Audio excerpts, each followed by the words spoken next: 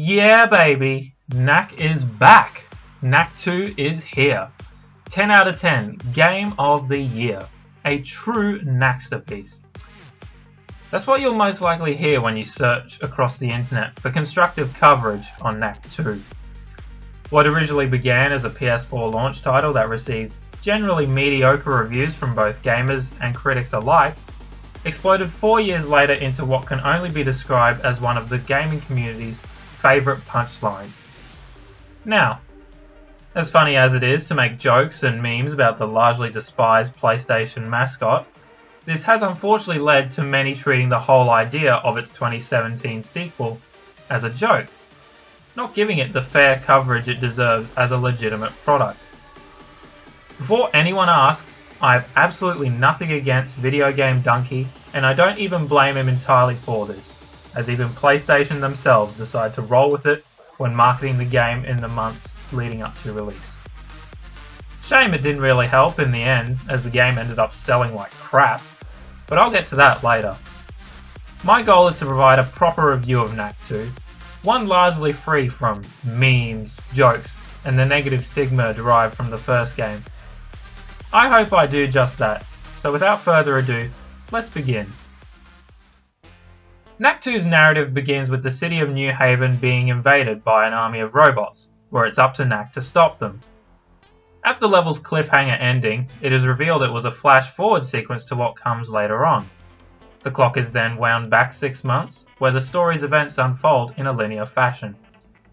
While I found the story not particularly bad or good, it was decent enough and kept me entertained throughout most of the game. Most of the characters, both new and old, are solid, particularly the villains. In the first game, it was not only painfully obvious who the villain was going to be, but their desires seemed completely unjustified based on the amount of destruction and tyranny they were causing. No spoilers of course, but this time round, each villain is clear in what they are motivated by and have reasonable drives for their actions. We also get to see a variety of subplots associated with some of the main and side characters, which give them that extra bit of personality and believability. While most of the original voice actors return, the characters this time look and act far livelier.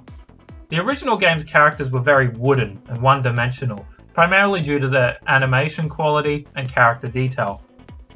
This time, however, the characters have more depth in not only their animation, but also their facial features, making each of them far more realised and convincing as part of the plot. Despite all this, the story and plot have a few drawbacks. For starters, some of the dialogue, particularly Knack's, is truly cringeworthy and honestly had me laughing sometimes in just how dumb and predictable it was. Other times, it was just a bit drab and felt ham-fisted to appeal to younger audiences. One of the villains also meets a completely anticlimactic end, and unfortunately is never brought up again, making it feel like they were there purely as a plot device and waste of potential. Other than that, the game also feels like it went on for an extra 2 or 3 chapters. While these were definitely still enjoyable, the game reaches what feels like a climax, but then throws a fairly cheap twist at you and continues for a couple more hours. Thankfully though, the game's actual ending is still satisfying and doesn't leave many, if any, loose ends. But as you probably imagine, the gameplay is what draws people to Knack, or in the case of the first game, put people off. Thankfully, the sequel is a major improvement in virtually every aspect. Just like the first game, Knack 2 is a 3D beat-em-up with platforming elements. This time though, there is a far greater emphasis on the platforming. The original game didn't really go far beyond some simple jumps around small cliff faces and mountaintops. Knack 2 has greatly expanded upon this, with frequent platforming challenges that are not only engaging and varied, but also gradually ramp up in difficulty, ensuring they never become stale or repetitive. Considering the game always has a fixed camera angle, I was concerned the platforming segments could lead to poor camera angles and aggravating trial and error. Jimmy Neutron Boy Genius. Thankfully this rarely, if ever, happens, and considering how good Knack feels to control, these challenges are always great fun to overcome. Despite this, there is one flaw with the controls. While almost every part of Knack is responsive and well mapped to the DualShock 4, the dodging mechanic is complete garbage. Why? Because for some reason the developers chose to map the button to the right analog stick. Not only is this unintuitive, but also completely inaccurate, as you must simultaneously aim in the direction of your dodge.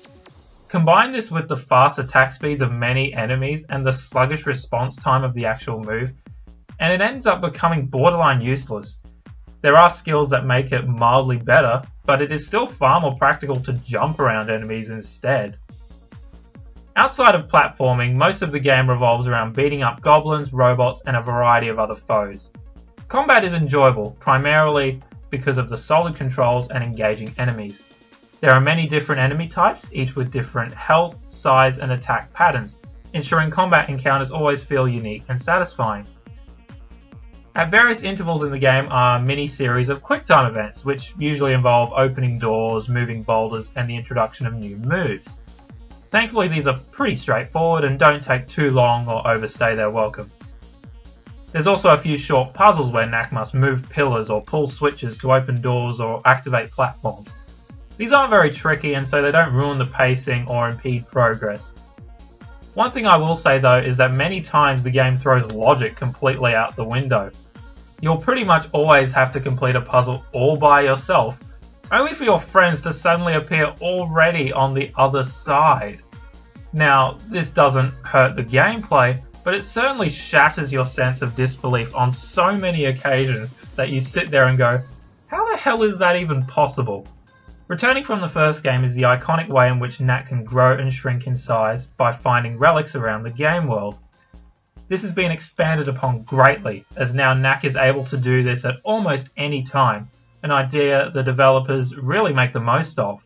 There are lots of mini platforming sections which require Mini Knack to get through ventilation systems, tunnels, and even the inside of robots. The game's secrets require Knack to find cleverly hidden miniature entrances throughout the game world, which reward those players who explore and pay attention to their surroundings. Speaking of secrets, no longer do chests contain random items, instead giving you a preset item, but you can sometimes choose from a list of alternatives depending on what gadget or crystal relic you would like to unlock first. Along his journey, Knack is granted new moves and abilities which spice up the gameplay far more than the original ever did. I won't spoil all of them, but some include a slam attack, block breaking punch, and grapple move. The super moves return but have been rebuilt from the ground up and fit into the flow of the game far more seamlessly. This time Knack will sometimes come across super crystals, which, when broken, make him invulnerable for a short period of time. It seems simple at first, but later in the game you can unlock various brand new super moves that you are able to trigger during these sections. I won't spoil them, but to put it simply, they make you feel like a complete badass and can sometimes create some truly chaotic moments. Another new addition to the game is the skill tree system. Throughout the adventure, Knack will come across relic energy, which he gains by defeating enemies, insects, and destroying containers storing relic energy. Once enough of this energy is collected, Knack can use it to enhance his abilities in a variety of ways. These upgrades range from damage and speed increases to lower recovery times and extended combos, just to name some. I think this is a great idea, but it has a few flaws in its execution.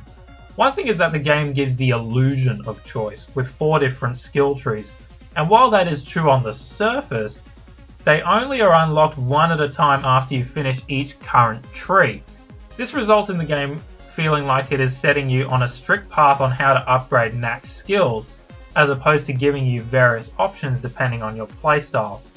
Furthermore, some of the skills don't seem that useful, especially some of the more expensive ones that seem like a complete waste when compared to the cheaper alternatives. For example, one of the skills that costs 4 relic energy points, which is about 2 to 4 times the cost of a regular skill, allows you to instantly kill enemies when deflecting their projectiles. Sounds good on paper, right? Yeah, that's until you realise that most enemies already die in one hit when deflecting their projectiles. So what's the point? Overall though, it is a worthwhile addition and could easily be improved in a future iteration. God, the internet would completely lose its mind if there actually was a Knack 3. Despite many people claiming that Knack is a charmless and uninspired franchise, I would beg to differ. at least with the sequel.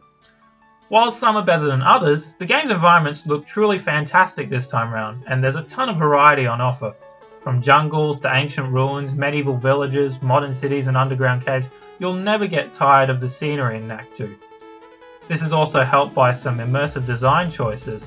Certain rocks can be knocked over, crawling insects can be attacked to collect relic energy, and the sun crystals always manage to fit in with every locale. Not only that, but the secrets hidden inside miniature entrances feel far more organic as opposed to the original, which largely used blatantly obvious cracked walls to conceal hidden items.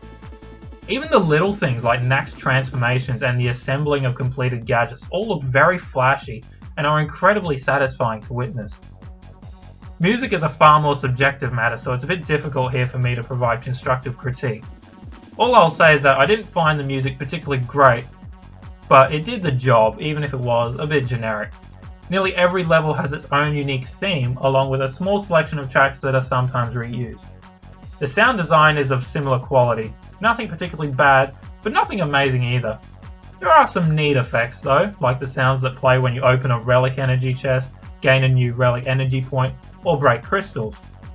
Combat sounds pretty repetitive in all honesty, and attacks often sound like Knack is hitting a punching bag. Even so, it does what it needs to do and doesn't make the gameplay dull. In terms of performance, the game ran well for the most part. Usually it runs at a smooth 60 frames per second, with 30 frames per second for cutscenes, but it has some mild frame rate drops on the occasion. These were a minor annoyance, but nowhere near enough to significantly degrade the experience. Now, usually I don't talk often about bugs, because most games I play tend to only have very minor issues like occasional texture glitching or animation decoupling. However, I encountered a game-breaking bug in Knack 2, which nearly caused me to give up on the game entirely. In Chapter 3.2, there's a segment early on where you must go through a mine entrance. You approach the entrance with Lucas and the newly met Ava, where two guards greet you and allow you to pass through. I decided to stop playing for the night and quit the game shortly after I entered the mine. Unfortunately, when I reloaded the game the next day, it accidentally respawned me outside the mine, with the gate closed and neither Lucas or Ava around. The guards wouldn't do anything either, meaning I was permanently stuck and couldn't progress. Now you're probably thinking, oh, you can try restarting the mission. Bafflingly, there's no way of doing that in-game. While you can replay previously completed missions from the world map, you can't do so for missions currently in progress. Well, maybe you can just replay the previous section and continue from there. That doesn't work either, as the game instantly takes you back to the world map once you've finished replaying a section. Considering I was having a pretty good time with Knack 2, I decided to give it one more chance and restart from scratch. If I came across another game-breaking bug, my time with the game would be over, but thankfully this didn't happen. I looked up the problem online, and while I didn't find anyone else with my specific bug, there were others that experienced different game-breaking bugs later, such as cutscenes not triggering and switches already on when they should be off. So, would I recommend Knack 2? Yeah, I would. Despite some cringy dialogue, the half-hearted skill system, crappy dodge mechanic, and mildly inconsistent frame rate, the game is a significant step up from its predecessor in every way conceivable. As for the bugs, what I would recommend is finishing the current section before quitting, so that there's as little chance as possible for the type of bug I experienced to appear. The other more publicised bugs I would be very careful of, and I could understand if you don't think it's worth the risk. It's really quite sad that the game sold so terribly. According to VG charts, the game only sold less than 500,000 units worldwide. Now, if this was a middle market game, that would be fine, but from what I understand, this is made by a AAA studio, just released at a lower price point. I know perfectly well that many people never wanted Knack 2 to begin with, but it would be nice if you could just take a moment to look past the memes, jokes, and negative reputation, and give it a proper chance. I think it will surprise you, and I really hope this franchise hasn't been put to rest.